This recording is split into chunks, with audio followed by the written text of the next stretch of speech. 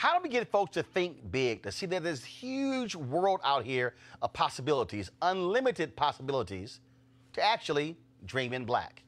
Well, that's what the folks at AT&T are doing with their hashtag HBCU Unlimited initiative, which focuses on black culture and pride.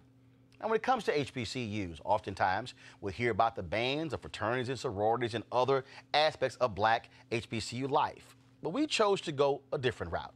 We wanted to focus on HBCU professors who are doing innovative work in expanding the horizons of their students. I teach at Bowie State University Intro to Biology for majors and non-majors, General Genetics for majors, Heredity for majors and non-majors, and freshman and senior seminars. My research is around aging skeletal muscle. I am by trade a human geneticist, but my research is aging skeletal muscle, and then I mentor students because I want them to be better than I was and to have a role plan and not have to make the same mistakes. All right, so when you say aging, so what is your focus? What are you trying to do with your research? So as you get older, you lose muscle mass and strength. So I want them to live longer, healthier lives. So I want to increase health span, not just lifespan. So that means, well, actually around the age of 30, aging of your skeletal muscle takes place. But it's not until 50 to 70 that you actually see the results of it. So I want to extend that period so that people aren't actually experiencing sarcopenia, which is the aging of skeletal muscle, till their 70s or 80s, so that they'll have healthier years and not just longer unhealthy years. So when you say you begin to see it at 50, okay, so I turned 50 2 weeks ago. Okay. So what are you looking for? What are you looking? Your muscle mass is going to be smaller. So if I looked at your muscles under a microscope, your cells start to shrink. Okay. And then they start to get weaker. And that's what you look for. Some folks, they jump on the treadmill, jump on the elliptical, or is it a matter of, no, you should be lifting weights? So the jury is out on that one, but just keep moving. All of the above, whatever you're comfortable with, whatever you're willing to do as you get older, I would say do it. You're going to lose the muscle mass. It's a matter of slowing down how much you're going to lose as you get older. So even elite athletes and people who've trained for years still experience sarcopenia, but it's going to be at a lower rate than someone who doesn't do, who's not an elite athlete. Yeah. Okay, where did you decide to say, this is what I want to do? Like what, I mean, so like you were sitting around as a child going, you know what, that's an old person, and look how, you know, they can barely lift things up. You know what, I'm going to try to figure out how to ensure they have more muscle at 68. It just happened. So as a child, I wanted to be a pediatrician. Okay. But once I got into school and I realized medicine or science, I went the science route. I loved research. And I was applying to grad school because I wanted to grow organs to be able to transplant them into people who needed them. But once I got to Johns Hopkins and I rotated in labs, so I've seen some of the stem cell labs and I wasn't so fond of them. And then I met a skeletal muscle biologist and I liked him as a person, and then I liked the research. So at the time we started with Duchenne's muscular dystrophy. And it was cool, and then he got offered some money to look at skeletal muscle aging. So I looked at skeletal muscle aging because my project wasn't working. And that's when I fell in love with aging. And so when you so for you, I mean, being a black woman, I mean, you're looking at the possibilities. You're dreaming about those possibilities, and so that has to be exciting to sit there and go, ooh, that worked. Okay, now we got to figure out, can that work somewhere else, and then break this whole thing apart. So this is sort of like a constant puzzle. It is.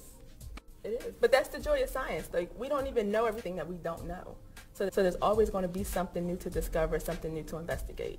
And I think that's why it helps that I came back to HBCU to hopefully train other young black scientists to go out into the field and study new things. And it also because there's not a lot of scientists who study diseases that affect African Americans or even have African Americans as subjects to see things that ails us. So if we can motivate the younger generation, maybe we'll see changes in that. Is it important for you to get your students to, again, to think beyond even what they know and to understand, is to dream bigger and say, look, this is possible for you to do this, for you to be a scientist, for you to discover new things, for you to discover new treatments, and not just somehow think that it's reserved for somebody who doesn't look like you? That's exactly why I'm here. So I came back to HBCU so I would be an example for them. I was a first generation college student. I didn't know how to navigate. I didn't know what I didn't know. And in fact, I almost didn't go to school because I couldn't find a cosigner. So it's like to be here and have my story as an example for them, something tangible that they can obtain to be, does drive me. Today's generation aren't necessarily as inquisitive as we were. So they have to even know where to look for it or know that it exists. And I think it starts by professionals and other people going back into those communities, showing that people that there are more than you can do than sports and medicine. So I think it starts with us. For more information, go to www.att.com/dream-in-black.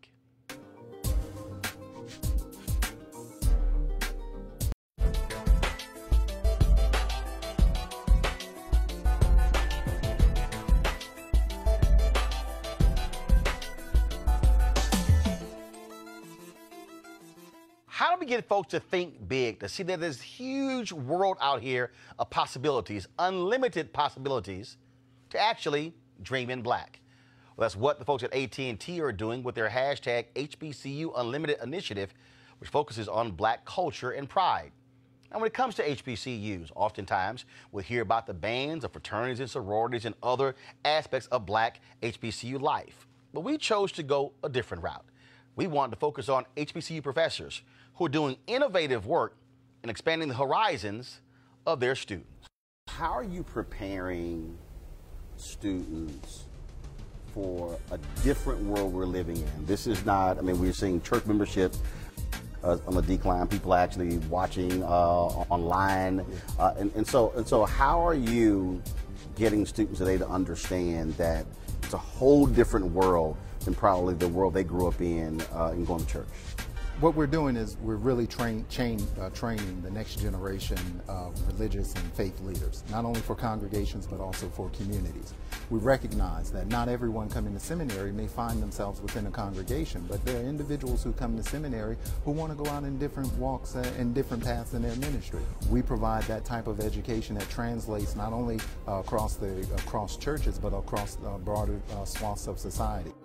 And that is deep built into what this institution is. How are you making sure these students are thinking as broad as possible so they can understand all the possibilities, as opposed to, oh, church, this is the only one pulpit, allowed. this is the only way you do it? So what we do at the Proctor School is make sure that we pair up our students with dynamic and diverse ministry partners that are not only in churches but also throughout all sectors of society. You can find our seminarians at Richmond Hill right here in Richmond, Virginia, a center that's dedicated to bringing peace to the city. You can find our seminarians in schools, in public schools. You can find our seminarians here on campus integrating their knowledge with undergraduate students here in various venues. So we understand that ministry is dynamic, it is diverse in the 21st century. We're preparing those students to continue to go out in a diverse environment because we know that church just doesn't occur at 11 o'clock on Sunday mornings. How would you think black, dream black, and preach black? We are a seminary that understands that the worth, value, and dignity of our humanity is deeply imbricated with how we are as a people, as a black people. That blackness imbues itself not just in the color of our skin, but in the ways in which we understand and cognate God in the world, the same God that has continued God's journey with us across these centuries to ensure that we are still fighting for freedom and justice in the world, and the same God who affirms our dignity and the variety and depth and diversity of our black culture and our black humanity. That's the beautiful thing about the Proctor School. It doesn't see anything, it doesn't see blackness as pathological. It doesn't see blackness as something that's antithetical. It doesn't see blackness as something that is just marginal. It is who we are. When we look at the image of God, when we talk about the Imago Dei, when we are made in the image of God, God made us in God's image. And our blackness, our culture, our heritage, and our history is part and parcel of that divine gift of who we are as a people. So you just named as one of the seminaries changing the world. What does that mean, and how does it feel being recognized as one of those critically important seminaries? I think it affirms what we're doing as our mission. It affirms what we've done since the founding of this institution in 1865 and the founding of the seminary, formerly as the Graduate School of Religion in 1941. It affirms the vision that we have of providing a prophetic message and prophetic leaders dedicated to going out into the world to transforming the world. It also affirms that we've built an infrastructure, that our curriculum, the ways in which we offer scholarships to our students, the ways in which we offer co-curricular activities. We take students to Africa each and every year to ensure they're connecting with the continent and also connecting with our diasporic brothers and sisters in the Americas. It also means that we are designed and engineered for innovation to continue to deliver a transformative message grounded in the liberating gospel that is the gospel of Jesus. So what it does do is it affirms us institutionally, it affirms us holistically, and it affirms a vision of a seminary dedicated to going out and living out the message of the gospel in the world in a way that is unapologetic, in a way that is contemporary, a way that is affirmative of black people, black history, and black culture, and in a way that welcomes everyone to not only this seminary, but everyone to a transformed world where we're all valued for who we are, not in spite of our differences, but because of our differences, because God creates creation in all of its diversity and all of its humanity.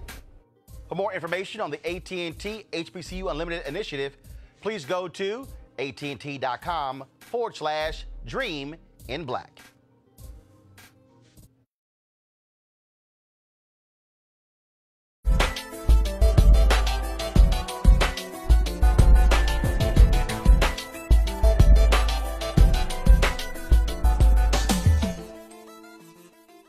How do we get folks to think big in this world? How do we get them to see the unlimited possibilities, to dream in black? Well, that's what AT&T is doing with HBCU Unlimited, this initiative which focuses on black culture and pride. Now look, when it comes to HBCUs, we often hear about bands and frats and sororities and other aspects of HBCU life. But we chose to be different this time. We wanted to focus on HBCU professors and the innovative work they're doing to expand the horizons of their students.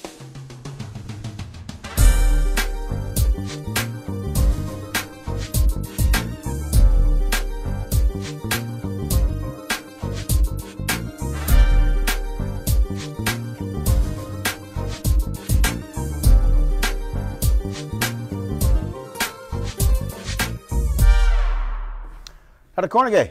Yes, sir. How's it going? Great. What do you do? I'm a hardware hacker, so we really a tinkerer. I tinker with things, most likely, more often electronic devices, and to figure out how they work and what their weaknesses are.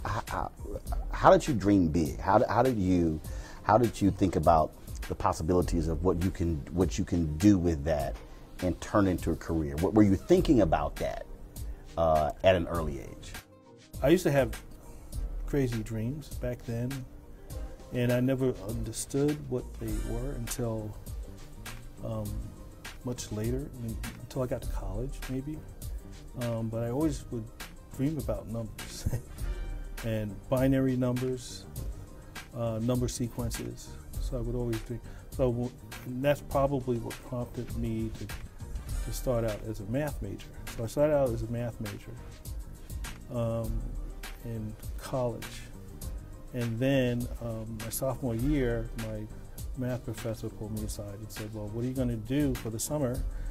And I said, well, I don't know. So she said, well, here's two opportunities. And so she said, oh, you can go to Prudential. The other option was to go to Bell Laboratories and to do some engineering stuff. I said, cool, I've never done that. What is engineering? So it was officially called engineering, but for you growing up, it was called tinkering. Yes, yes, yes. And so you go to Bell Laboratory? Yes, I did. I went to AT&T Bell Laboratories. What was it about it that sure just blew you away?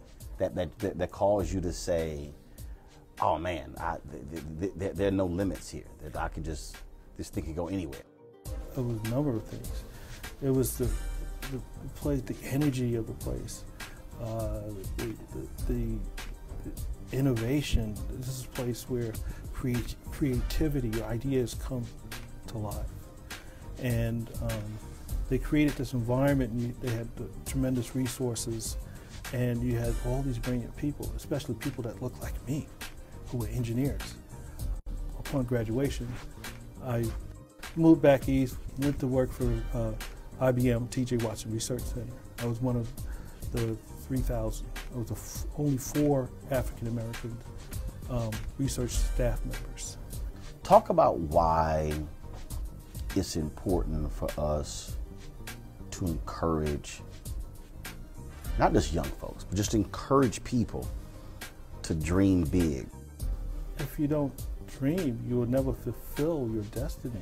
But you have to see yourself, and you have to project it, and you have to speak it into existence. But first, it starts with the visualization. Mm-hmm. Is it important for you and what you're doing to get students to understand that they have to think bigger, broader, not in once exposed that they may have thought their future as an HBCU student was this, and really what you're seeing is no, it's oh yes, well it's you can actually box it. The next Mark Zuckerberg is going to come from Morgan State University from this lab. This is someone who's going to think big and have some sort of lead, come up with this innovation that will lead to the next social media craze. So I think I'm always encouraging them to think big and to go beyond. And I give them a lot of latitude, but I expose them to the different aspects of our business, the academic. They do internships so that they, they're pulling their own red wagon, but ultimately I do have some that have that entrepreneurial spirit. So I encourage them, I put them in opportunities where they can flourish and grow. And introduce them to the right kind of people, because we need that. For more information, go to www.att.com/dream-in-black.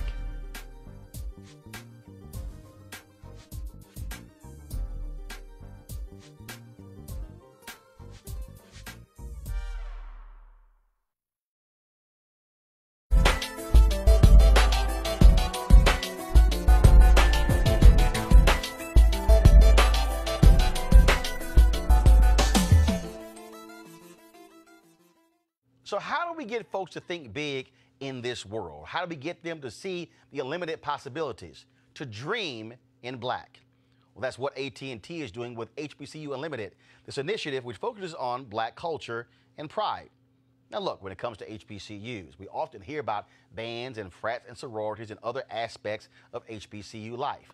But we chose to be different this time. We wanted to focus on HBCU professors and the innovative work they're doing to expand the horizons of their students. All right, Dr. Gathinji, so this is your third HBCU, and there are a lot of people who, if you say farming, oh my goodness, they thinking you gotta have tons of acres, but it's an increasing number of people who are focused on urban agriculture. So explain what urban agriculture means. Urban agriculture is any kind of agriculture growing of fruits, vegetables that happens within the city environment. Okay. There's nothing different other than the locality. So that's what we call urban agriculture. And so what we're seeing is obviously with food deserts, but also people who want to grow their own stuff, we're seeing an increase of folks who are doing this, who are focused on urban agriculture. Yes, with the population increasing in the city metropolitan, there's a need to feed those people to address the challenges of food desert. Here we show a demonstration of what you can do with more acreages. What you see on my left side here are called the raised bed gardens. We use intensive way of gardening, put some good soil with rich compost, and it can produce tons and tons of vegetables. What kind of stuff could somebody grow if you're living in an inner city and you want to create your own urban garden, your own urban farm? You can grow all kinds of vegetables. As you can see with this demonstration, you can grow kale, collard, mustard green, carrots, onions. It's pretty much anything that you can grow. As you can see here, this fall crop, winter garden. You can actually come back and grow the summer vegetables. You can grow tomatoes, lettuce, zucchini, and name it. And so, again, when we think about really what you're talking about, really you have unlimited possibilities in terms of what you want to be able to do. Yes, sir. Because in the thought process before was, oh my goodness, I'm living in the city, I'm living in the inner city, I got concrete all around me, there's no way I can do this. But we're now seeing a growing number of people who are focused on this, and a growing number of African Americans who are doing it. Yeah, yes, sir. Yeah, and again, we mentioned about the food desert. Those are places that people don't have good access to fresh vegetables. So you can actually solve the problem by having backyard gardens, front yard gardens, patio gardens over there. I'm sure you've had students at some of these HBCUs, and when you said, hey, let's talk about urban agriculture, they said, man, I am not trying to be out there in the fields farming. Yes. And so how have you gotten them to dream bigger, to think bigger, and not have a limited view of agriculture as somehow it's just being on some big wide open farm somewhere on a tractor? Okay, we want those students to come over here. First of all, learning how to do it is the first step. If you come here and you see actually the possibility that we have here, we are telling them you don't have to have tons of acreage of farm to do gardening, to do farming. You can actually do it in a small acreage situation. So you fully expect us over the next 5 to 10 years to see a boom of urban agriculture? Yeah, it's growing, and we also teach a class for students and other people from the community, Sustainable Urban Ag Certificate Program, and the numbers have been growing over years. So they come over here, they do the hands-on, they do some intensive classes, they participate over here. We send them to go work with other gardeners and farmers out there, and the numbers are still growing. Okay. For more information, go to www.att.com YouTube.com/Dream in Black. You want to support Roland Martin Unfiltered? Be sure to join our Bring the Funk fan club. Every dollar that you give to us supports our daily digital show. There's only one daily digital show out here that keeps it black and keep it real as Roland Martin Unfiltered. Support the Roland Martin Unfiltered daily digital show by going to RolandMartinUnfiltered.com. Our goal is to get 20,000 of our fans contributing $50 each for the whole year. You can make this possible. RolandMartinUnfiltered.com. There's only one daily digital show out here that keeps it black and keep it real as Roland Martin Unfiltered. Because guess what? We come back live January 3rd. The blackest show on all of digital, cable, and broadcast. See that name right there? Roland Martin Unfiltered. Hello. Y'all want some of this? YouTube.com/Roland S. Martin. And don't forget to turn on your notifications. There's only one show out here, folks, in the digital world that's focused on you. Because here's the piece. I ain't afraid of Fox News. Come back live January 3rd.